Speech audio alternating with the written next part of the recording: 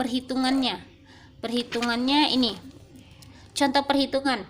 Misalkan dalam suatu penelitian yang dimaksud untuk mengetahui apakah secara signifikan terdapat korelasi positif antara nilai hasil belajar para mahasiswa di fakultas ini dikatakan variabel X dan nilai hasil belajar mereka pada waktu berada di sekolah SLTA. Ini variabel Y. Berarti kan ada dua variabel di sini.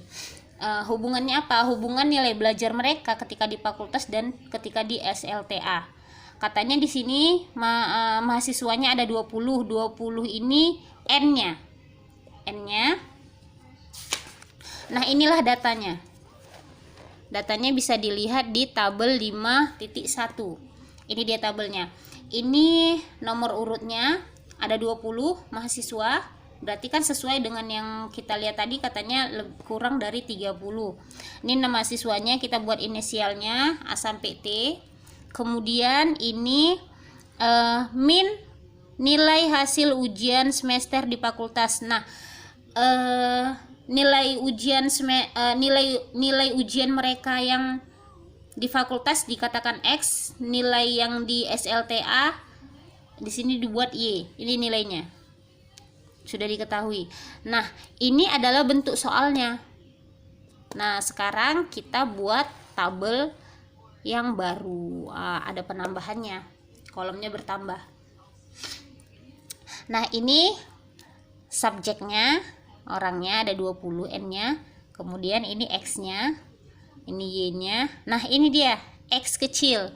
X kecil ini adalah deviasi dari X atau nilai hasil ujian di fakultas. Ini deviasinya. Untuk mencari deviasi ini, maka kita harus mencari si nilai min dari X. Bagaimana caranya? Ini udah ada. MX sama dengan 130 per 20. 130 ini siapa? Kan dia min dari X. Maka sigma X, lihat di tabel. Sigma X 130 per 20 ini adalah N. Ini dia. Oke, begitu juga berlaku. Oke, ini MX sama dengan 6,5. Maka untuk mencari si X yang pertama 6,5, rumus dari deviasi ini kan X dikurang MX. X kita 6,5 dikurang MX nya juga 6,5, maka 6,5 kurang 6,5 hasilnya 0. Selanjutnya Y kecil. Y kecil ini adalah deviasi dari Y, deviasi dari nilai di SLTA nya. Maka kita harus mencari siapa? MY atau min dari Y. Lihat, sigma dari Y itu 134. 134 dibagi dengan 20. Berapa dianya? Nah, di sini pun ada di buku halaman selanjutnya. 134 dibagi 20, 6,7. Maka untuk yang ini, untuk deviasi ini Y-nya, Y besar dikurang MY, 7,5 dikurang 6,7, hasilnya 0,8. Oke, pas ya. XY, maka tinggal dikalikan X dikali Y, 0 kali 0,8, hasilnya 0. Kemudian apa? X kuadrat, 0 kuadrat, maka hasilnya 0.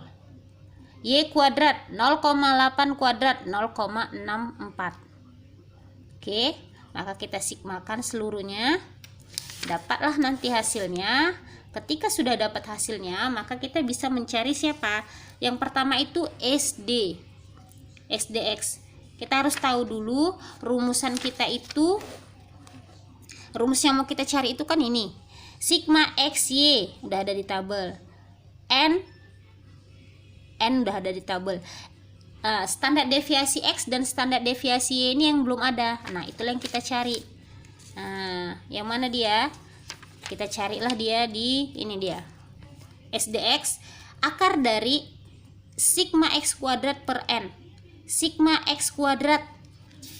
Di tabel kita lihat sigma X kuadrat 5,86. 5,86 pas per 20, N-nya 20, dapat hasilnya 0,541. Begitu juga untuk standar deviasi untuk Y. Ini dia, dapat 0,649.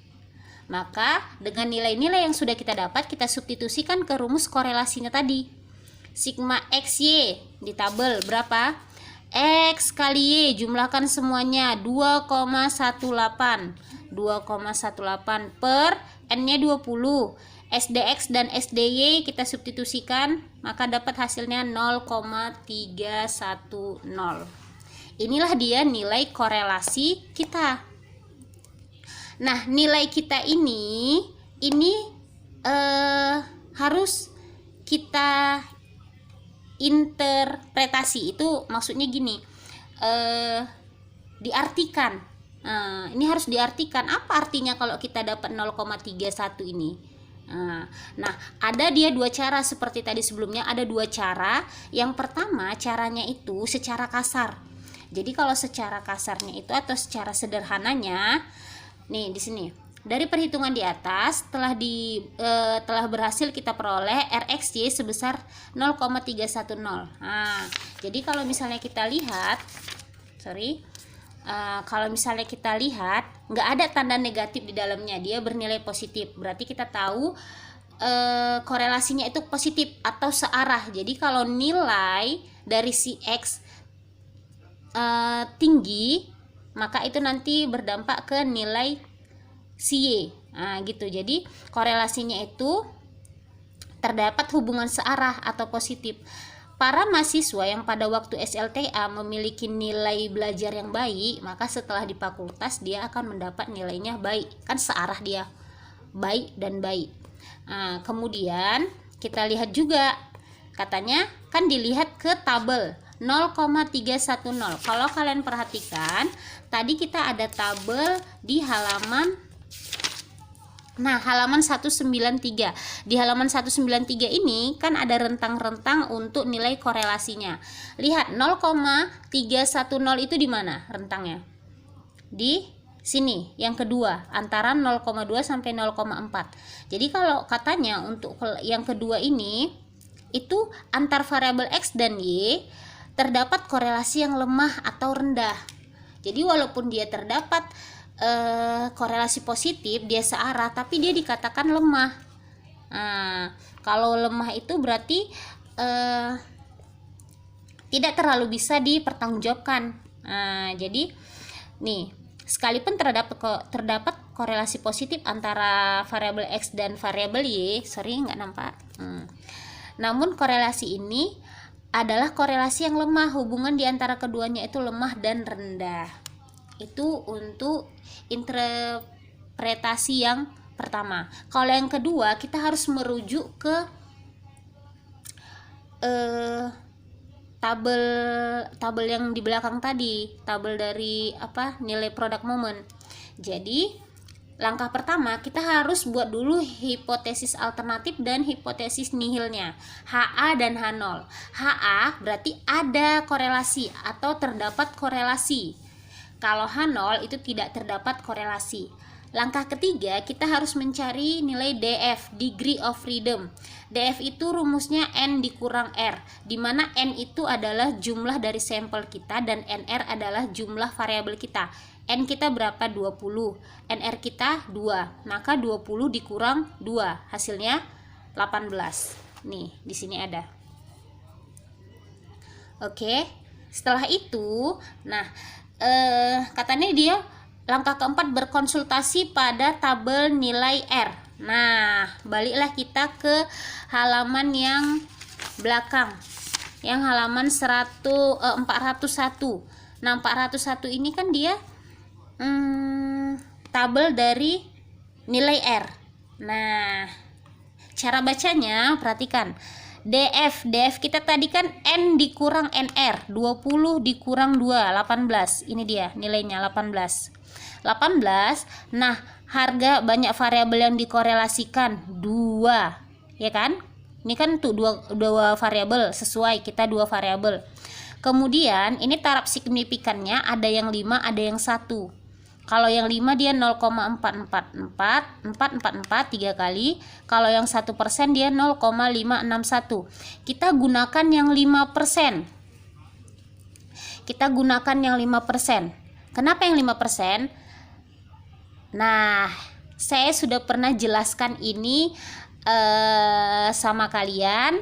Nah, kalau bisa menjawab, silahkan jawab di komen. Mengapa kita menggunakan nilai taraf signifikannya yang 5%?